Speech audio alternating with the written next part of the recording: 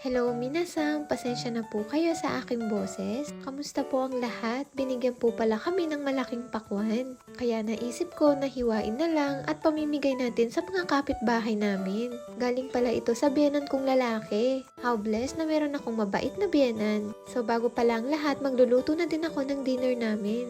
At kailangan ko na talagang palitan tong lalagyan ko dahil sobrang liit. Glaga din pala ako ng mais.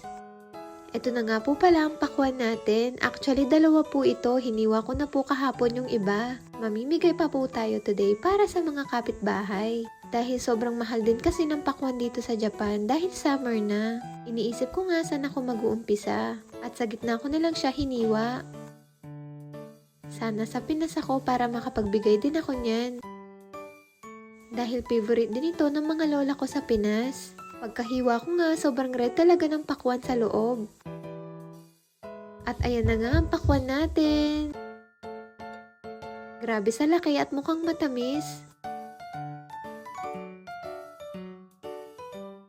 Tingnan nyo naman sa mukha ko, sobrang laki kung ikumpara.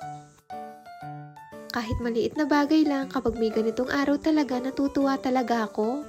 So hiniwa ko na nga para ilagay sa mga plato. Mas masarap talaga kapag nakakatanggap ng ganitong blessing. Pwede talagang i-share sa maraming tao. And syempre, hindi magpapahuli ang aking bunso na si Kina-chan sa unang pagtikim.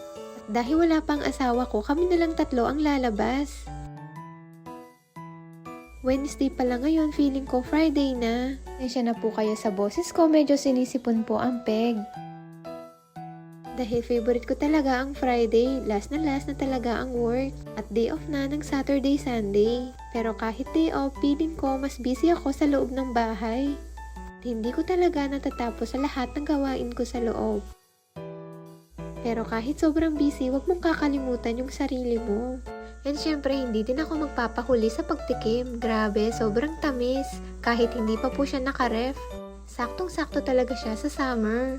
Excited na din ako magbigay sa mga kapitbahay namin. Hindi kasi uso dito sa Japan yung laging nagbibigay ka sa mga kapitbahay. At natapos na din po pala ang dinner namin. Dito pala sa Japan, mostly kapag nagbibigay ka, sigurado may balik sila sa'yo. Kaya minsan nahihiya po akong magbigay kasi nakakahiya naman kung tatanggap ka ulit. So pinuntahan ko na din pala sa taas yung anak ko na si Kana. Pagpasok ko nga sa kwarto niya, nakita ko natulog pala siya. Pagod talaga siya sa school at sa kakalaro. Wala na po kasi silang afternoon nap sa kanilang school. Dahil tapos na po siya sa nursery. Nakakatuwa lang dahil natutulog na po siyang mag-isa. And syempre, sinara ko na din po yung mga bintana natin dahil hapon na. So, ayan na po yung mga pakwan natin. Anong oras kaya ako matatapos sa paglibot? Sana magustuhan nila. Maraming salamat. Bye!